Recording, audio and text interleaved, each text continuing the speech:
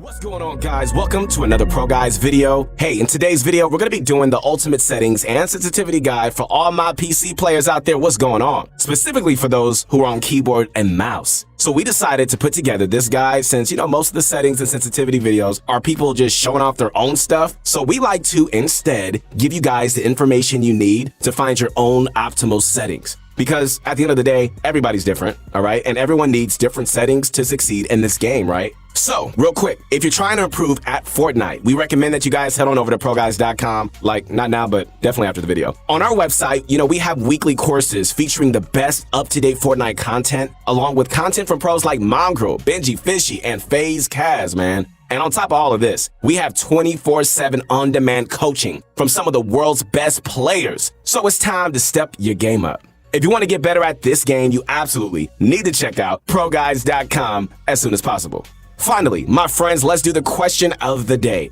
Today's question of the day is, let me get a drum roll. What keyboards and settings do you currently use? We're really curious to see what you guys use, so be sure to let us know in the comments. What's going on, guys? It is your motivation guy. That's right, your friend, the one and only Keith Allen. Make sure to connect with me at Your Motivation Guy. Once again, connect with me at Your Motivation Guy. I want to inspire you to be great in this game and also in life. Let me ask you this question real quick. Who are you hanging around? Who's in your inner circle? Who are your friends? Because who you hang around is usually what you're going to become like. So if you hang around people that are up to no good, guess what? You're going to be up to no good. If you hang around people who are successful, then what's going to happen is that ultimately you're going to find your success. So if you want to be successful in this game and also in life, you have to really choose the right people to be around you. Just a food for thought. All right, guys, so it's time to start the video. Sit back, relax, and let's get my favorite candy. You already know what that is. It's that bunch of crunch, and let's get this going. Your sensitivity basically means the ratio of mouse movement to the amount your cursor moves in-game. With the lower sensitivity, you get more precision in your mouse movements, with the cursor that moves slower, while on high sensitivity, your cursor will move further with less movement. A few classic examples of high and low sensitivity are Benji Fishy, who plays on an extremely high sensitivity, and Mongrel, who plays on an extremely low sensitivity. Your sensitivity is a combination of your DPI, or dots per inch, which basically controls the speed of your mouse in general, and then your in-game sensitivity, which can fine-tune that other sensitivity to better fit your game.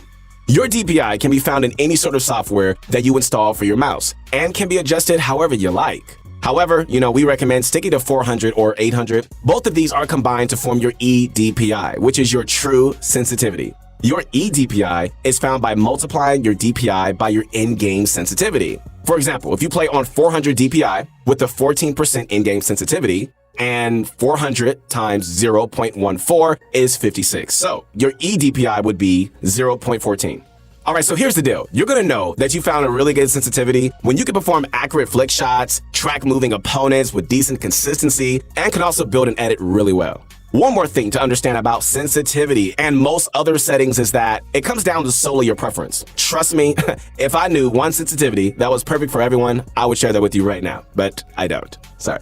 But it's the simple truth that everyone has different preferences, right? You may enjoy the extra precision of a low sensitivity and go for an eDPI of 50 or lower, or you might like high sensitivity and the ability to build super fast, which might bring you to 90 or higher. If you like a fair mix of both, you might pick something in between. The only way to find your perfect sensitivity is to simply try a few out. However, it is super important to understand that switching your sensitivity every single day is going to do nothing but hurt you. When you find one you're comfortable with, stick with it, please. Then after a while, if you think changing your sensitivity will make you better at the game in the long run, then give it a shot. We recommend starting off by using the sensitivities from a few pros, and then from there, narrowing it down to the ones that you like, and adjusting them until you feel 100% confident with the sensitivity. Here are a few examples of pros and their eDPI. This might give you guys a few ideas of some sensitivities to try out. Mongrel's eDPI is 41. Benji Fishy's is 108. Tfu's is 40. Zexroll plays at 48. Clicks plays at around 70. Mr. Savage plays at 117. And Nosh plays at 200. Yes, 200. I have no idea how he does it, but it clearly works because he's 10 times better than most of us. As you can see, hardly any pros use the same sensitivity, and it ultimately comes down to what you feel comfortable with, right? So try out a few sensitivities and see how you like them, and you'll eventually find one you like. Along with sensitivity, another major setting comes into play, which is your keybinds. Alright, so your keybinds are another huge setting which can heavily influence your gameplay. It's important to find the optimal keybinds so you can hit your buttons quickly and efficiently. There are 3 important aspects of your keybinds that you have to think about when deciding on your binds, okay, which include distance from WASD, finger spreading, and utilization of mouse buttons. The first aspect of your keybinds, distance from WASD, determines how far you actually have to reach to hit the buttons. A keybind like Y is not optimal, as you have to reach halfway across your keyboard to hit it. However, a key like E or F is great, as they are both right next to WASD and aren't difficult to reach at all. So prioritize your building, guys, editing, and use keybinds, all right, by putting them as close to WASD as possible. A few examples of close binds that you should be using include Q, C, V, F, E, R, Tab, Left Shift, and your first 4 or 5 number keys. Second, we've got your keybind spreading. Putting too many keybinds on one finger will put way too much stress on that one finger, thus reducing your speed. That's why, it's just really important to spread out your keybinds. Preferably, only having 1 or 2 major binds on each finger. A huge mistake I see a lot of new players make is using a keybind setup with all index finger binds, something like E, F, R, T. Alright, this might work for some people, but it's much less optimal, and we recommend spreading your binds out as much as you possibly can before resorting to something that isn't optimal. Finally, my friends, we've got one of the most overlooked aspects of your keybinds, your mouse button utilization. It's absolutely crucial that you use them for your building, as they're easy to reach, not tiring, and really extremely fast to respond. Most people use them in one of 2 ways, either for their wall and ramp, as those are your 2 most used build pieces, or on ramp and cone, as your cone won't be used quite as often in conjunction with your other pieces. I know a lot of people who prefer the ramp cone mouse button layout, but it's totally up to you which combination you like. But be creative, guys, all right? If you don't like either of these, experiment with them for a bit, try it out. Just keep in mind that your mouse buttons are easily some of your best binds, and you should utilize them as much as possible. Your keybind setup, similar to your sensitivity, is something that you're going to develop over time. It's not something that you're going to be able to find in a few minutes. It'll take a lot of adjusting to get them perfect, okay? There's a reason you see pros like Mongrel changing their keybinds up almost daily, man, because they're constantly looking for any little adjustments that can just make them get better. So just keep trying different combinations out, and you're going to find one you like, I promise. Okay, so now that we've gone over all of these crucial settings, there's one more in-game setting to go over, and that's your visual settings. Alright, so as for your visual settings, the setup is pretty simple. First, we recommend setting everything to low except for your view distance, okay? Which should be either high or maximum, depending on the power of your PC. These settings are going to give you guys the best performance, but if you're the aesthetic type and you want the best looks, then you can tweak and adjust them however you like. Alongside this, if you feel like changing up the looks of your game a bit, you can try out some colorblind options to change the color scheme. The 2 most popular options are Tritanope and Deuteranope. Okay, so try out a few colorblind settings and just see if you like their looks better. Finally, multi-threaded rendering should always be on if your system is good and runs well. And we recommend to keep motion blur and V-Sync off, unless you're going solely for looks, as they can hurt your gameplay. Alongside these, my friends, you can also adjust your HUD scale, which changes the size of your HUD in-game, also known as your heads-up display. Your HUD can be adjusted to be larger or smaller as you see fit, and we recommend testing out a few different HUD scales to see which ones you like. Alright, so as for the best of the settings like auto open doors, confirm edit on release, auto sort consumables, and others, we can't truly give a definitive yes or no. These settings simply boil down to whether or not you prefer them. We recommend giving every setting a fair shot and playing with it for a few games, adjusting them, to however you see fit. Try out each setting individually and just see if you like using it and just see if it helps. If you do, then keep it. Otherwise, turn it off. Alright, so now that we've gone over everything you can do on your PC and in-game to improve your performance, let's go over your peripherals, which are basically your settings, but for your hardware. Your peripherals are extremely important to your gameplay as well, just as much as your keybinds or sensitivity. If you have low quality peripherals or peripherals that don't match your performance, it can seriously hurt your in-game performance. Pros like Tfue and Mongrel have gone through so many peripherals. They're probably thousands of dollars down because of that. Realistically, most of us don't have the money to try out another peripheral every other day. So we're going to give you guys a few pointers so you can just find peripherals you like without much of a hassle. Our first peripheral is your headset, and your headset is one of the more lenient options.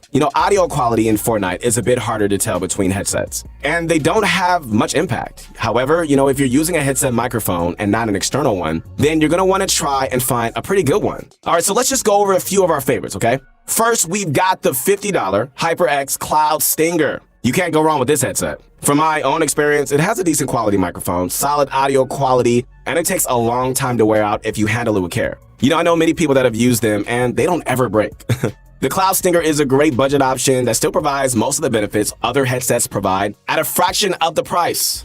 Second, we've got the HyperX Cloud 2, clocking in at $100. All right, so this awesome piece of hardware offers a detachable microphone with noise-canceling technology to filter out background noise, high-frequency response, and it also works for console and PC.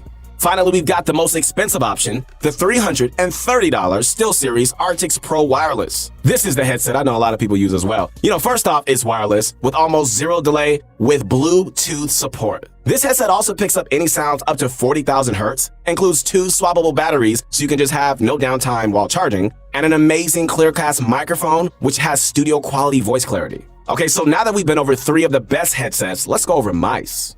Your mice is a really big factor in your gameplay, guys. So it is so important to prioritize it, just as a major component in your setup. Our first mouse, ladies and gentlemen, the cheapest option is the Logitech G203, clocking in at a very reasonable $40. That's like 1 week of doing chores for those of you that don't have jobs. Well, that was for me growing up. Now today, parents be spoiling their kids.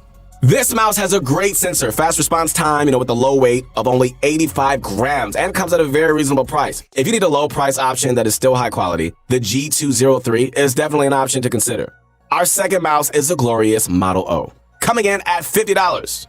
This mouse has a solid sensor, good build quality, and weighs only 68 grams. There's no wrong with the Model O. And you can even get the smaller and lighter version, the Model O-, which only weighs 58 grams for only $60. Finally, our most expensive option, guys, is the Logitech G Pro Wireless at $150. This mouse is just amazing, with one of the best sensors in the entire world, lossless wireless technology, and a pretty low weight of only 80 grams. If you're super dedicated and you want the absolute best, guys, this is your #1 option.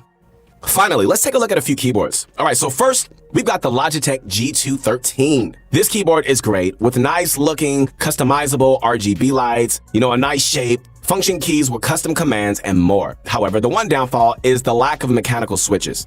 This keyboard retails for between $50 and $70, which isn't too bad. If you're on a tighter budget, the G213 is a great option. Second, we've got the Ducky 1-2 Mini, used by tons of pros, which retails around $100. This keyboard uses Cherry MX switches, is super small, and only has 60% of the keys to save space, along with customizable RGB, which you can't go wrong with, all right? The 1-2 Mini is amazing. Finally, our last keyboard, clocking in at $180, is the SteelSeries Apex Pro 10-keyless keyboard. This keyboard is absolutely insane for gaming, especially for a game like Fortnite where your speed is everything.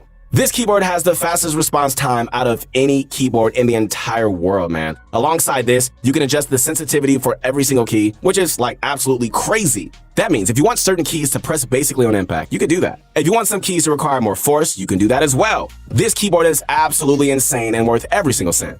So, ladies and gentlemen, let's do a quick recap. First off, your sensitivity depends heavily on preference, and we recommend messing around with it, just for a little bit until you feel like you've got a good one, all right? And then stick with it. Second, your keybinds are hugely important, and it's absolutely crucial to keep in mind your finger spreading, distance from WASD, and utilization of your mouse buttons. Third, focus on keeping your visual settings all on low performance, apart from your view distance.